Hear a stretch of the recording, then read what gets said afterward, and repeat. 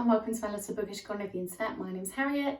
Today I'm going to be talking through some authors that I haven't read a lot of but really want to read more of in the future because I've read a couple of their books and I've been convinced to try more by them.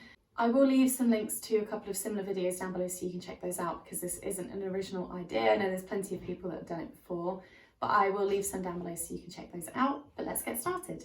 So we'll start with an author that I've tried most recently, and that would be JRR. I have Transcendent Kingdom here, which is the first book that I read by this author. I think they've only got 2 books out at the moment, which is this one and Homegoing. I do have Homegoing on my shelf, so I'm going to be picking that up pretty soon. I like how this author talks about different topics within the story. The story perhaps isn't necessarily the strongest, but the conversations that I have within the novel are what make it super strong. But it's very easy to follow, very easy to read. As I say, this is the first time trying this author's writing, so the very first book that I read, and it got a 4-star rating, so clearly I enjoyed it very much.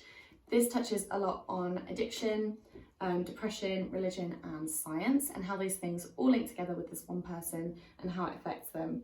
But I just found it very intriguing. I think the conversations that were had in here were really important and very eye-opening. I don't know too much about addiction, thankfully, so to read this interested me quite a lot. I would definitely have to look up if this author has any more books kind of in the works, but as far as I know, yeah, there's only 2 and I will be reading the second one very soon. We'll go for another author that I've read a book from really recently. So I read The Handmaid's Tale by Margaret Atwood, and I've got another book by this author called The Blind Assassin. I think I've got another one on my Kindle, but I don't really remember buying it. I think I might have had a drink at the time. But anyway, this author's writing is so stunning. Again, same with JRR, talking about all these very interesting topics and conversations and putting them into a novel, which I really love. But I would say that at least with The Handmaid's Tale, there was more of kind of a story there, and that is a dystopian novel, so it's very interesting. I don't know too much about this one. I found it at a charity shop and it is massive, so I'm hoping there'll be a good story to it.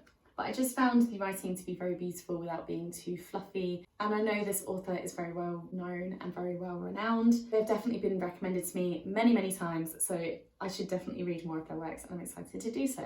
And then we'll travel all the way back to an author that I read when I first started my Bookstagram account. So it's been a little while since I've tried the writing. I am intending to read more by them, just the books that they write are quite big and quite hefty, at least the ones that I haven't read yet, particularly in the series that I was reading. So I read His Dark Materials by Pullman. I have got the Book of Dusts, Volume 1 and Volume 2 that I really want to read.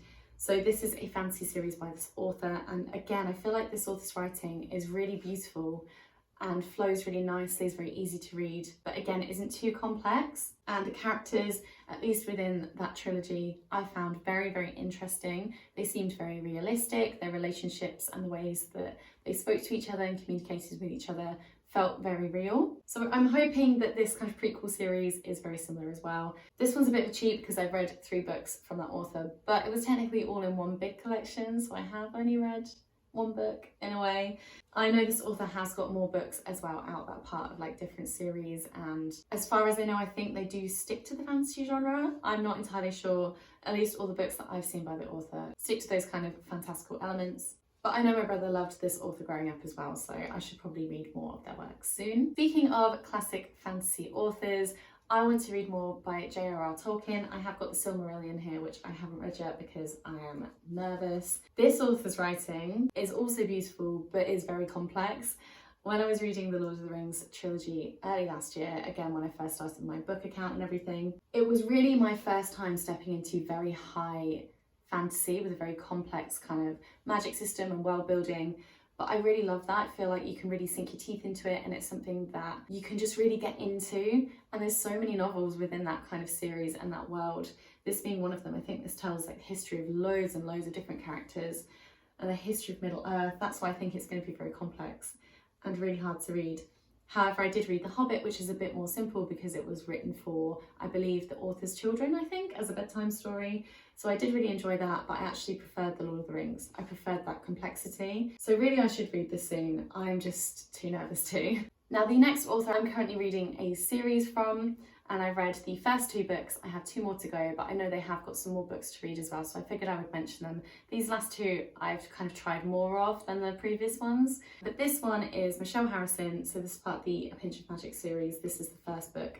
I actually just purchased these because they've got sprayed edges, but I just love them. They're really nice. So this is a fantasy series intended for children, but I feel like it's got really good morals in there. It's very witty and funny. It's very whimsical, extremely easy to read. And I feel like when you just want something very nice and cozy, you can just pick up this author's writing and you don't have to think about it. It's so easy to read, but it also hits you very hard. The characters are very well developed. Their relationships with each other, the way they communicate, again, just feels very realistic. And I think that there is another series by this author called like 13 Treasures or something like that. I'll correct myself on screen if I'm wrong. I do want to try that as well at some point, but right now I'm going to stick to this series because obviously I've got 2 more books to read, but I tend to read these in a single sitting because I just love them so much. And I've only read 2 books by this author, so I'm already kind of head over heels with them. But yeah, definitely worth checking out if you're into kind of middle grade fantasy. And then the last author, so I wasn't going to put this in here, but then I thought, you know what, I've got so many books that I haven't read by this author, and I know I've read a lot more than the ones that I've previously mentioned, but I always want to bring them up because I feel like they have such a good catalogue of different genres. They do non-fiction novels, they do fantasy novels, science fiction. If you haven't guessed by now, you clearly haven't watched enough of my videos. But that is Ursula Le Guin. This is the first book in the Annals of the Western Shore trilogy, which I want to reread at some point, perhaps this year. Anyway, this author, I feel like out of all of the ones that I've mentioned so far, at least the ones that I've tried, their characters feel the most well developed. Not to say that the previous books that I have mentioned, the previous authors don't have well-developed characters, but they do. I just feel like for me, Le Guin's are the most developed, the most realistic, and they've got such intricate bonds with each other and the way that the stories connect, especially with things like the Ursi series, this series, the Hainish cycle, just these little Easter eggs hidden in everywhere that I really, really love. And you all know that I just love this author's writing. I feel like it's very beautiful, again, without being too complex, although the science fiction I am finding harder to follow than the fantasy, because there are kind of more complexities in there and more concepts that can be a little bit difficult to follow, but Le Guin's very good at kind of pulling you back down and explaining it later on. You just have to kind of get into the book first. But I just really love this author's writing, and I've not read all of her books, surprisingly. I have some non-fiction to read.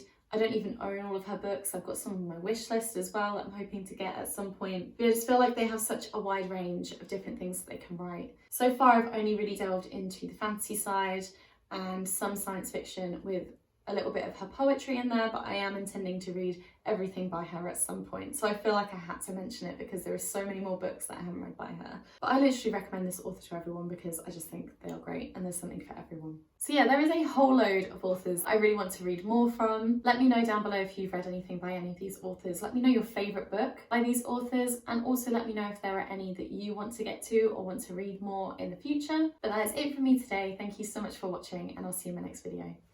Bye.